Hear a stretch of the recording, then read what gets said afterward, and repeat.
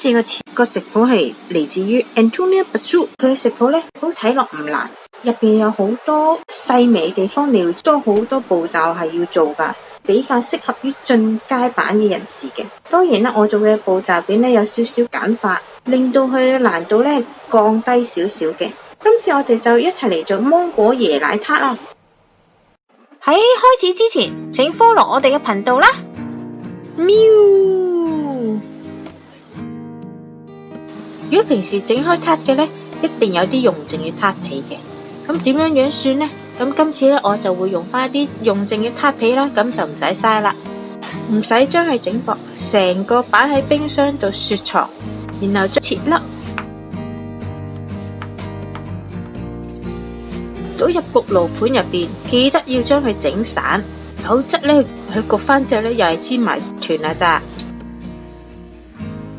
入爐180度12分鐘，逢5分鐘要攞出嚟將佢反一反，令佢可以焗得更加均勻。比較大粒嗰啲，其實你而家都可以將佢徒手研碎。再焗5分鐘，加入脆米，脆米你可以選可可脆米或者原味脆米，你都可以揀朝頭早食早餐嗰啲可可脆片㗎。朱古力隔水溶化，可可脂、牛油分別煮溶，然後將佢哋三者倒埋一齊混合，再將之前嘅脆米呢倒入撈勻。餅底只可以加入冇嘅一半，要留翻空間呢放入慕斯，用匙羹壓平同壓實，否則呢佢就會散開。但你又唔好壓成個石頭咁硬喎，放入雪櫃雪硬。夏天呢，腰芒就最平，而且芒果味最重噶啦。我就會由腰芒開始打果蓉，先去核，然後再去皮，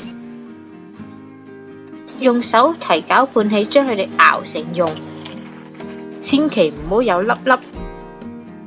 將果蓉分為兩份 A、B 兩份 ，A 嗰份就會備用 ，B 嗰份呢就可以加入百香果。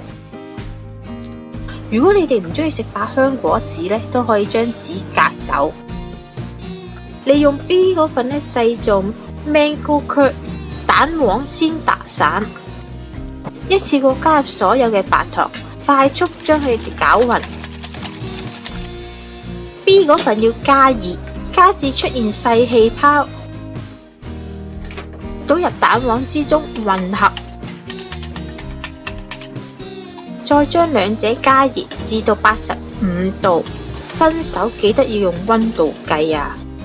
因為夏天細菌滋生嘅速度都好快㗎，所以要用冰水將佢哋急速冷卻。當溫度落到去40度就可以加入牛油，攪勻直到牛油融化。如果你加入嘅溫度唔準確，溫度太高就會出現水油分離嘅狀態；溫度太低就會出現牛油粒。所以牛油加入嘅溫度一定要準確，36度嗰陣再加入魚膠片，攪勻，確保所有嘅材料要混合好㗎。倒入膠模入邊，用保鮮紙包好，擺入冰箱冷藏1日。製作椰奶金納粹，咩嘢叫金納粹呢？即係英文嘅 ganache。朱古力隔水溶化。椰奶、葡萄糖轉化糖，加熱直至糖融化。椰奶倒返入白朱古力之中，混合直至順滑，再倒入凍嘅鮮忌廉，放入雪櫃最少12小時。再嚟製作椰奶慕斯，方法同我哋整嘅 ganache 係差唔多，但係你唔使諗住一齊整，因為佢哋嘅成分比例係唔同㗎。都係將朱古力融化，加入熱嘅椰奶，加入浸泡咗嘅魚膠片，攪勻。鮮忌廉要打發至軟性發泡，然後當佢28度嗰陣就加入鮮忌廉。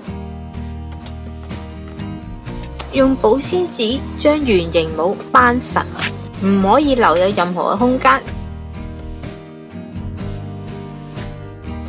倒入慕斯餡，掃平，放入冰箱冷藏1日。材料咧會喺第一日完成晒，第二日咧我哋就開始裝嵌噶啦。慕斯先除帽，今次就唔使用火槍啦，因為我哋嘅慕斯咧係比較薄身，所以我哋用手指嘅熱度咧已經可以令到佢好易除帽噶啦。擺翻落雪櫃備用。令面果膠加熱至冇粒粒。令面果膠嘅做法咧，你可以剔翻入上面同下低嘅連結入邊，我都會有講到我手頭上嘅令面果膠係點樣做嘅。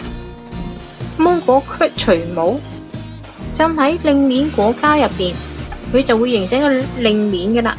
你都可以選擇唔用，只不過面咧係會牙色啲嘅啫。將殼放喺慕斯嘅中間。Ganache 入支花袋，指一個開口，擠喺餅嘅四周。Ganache 上面嗰啲粒位點樣做呢？其實好簡單，燒一盆熱水，將匙羹放入熱水上面，要用廁紙抹翻乾，快速喺上面畫一個洞，咁就可以噶啦。擺翻落雪櫃備用。芒果去核，去埋頭尾，然後切粒。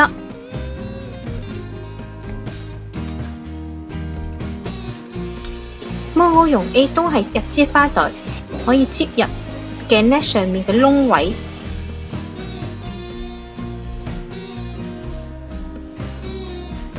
喺空位嘅地方加入芒果粒，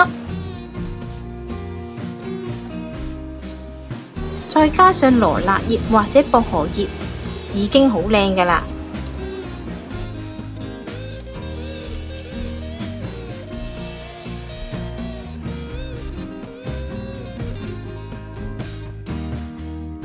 今日嚟到呢度啦，詳細嘅食譜我哋會擺落 Facebook 嗰度，有興趣嘅大家可以去睇一睇。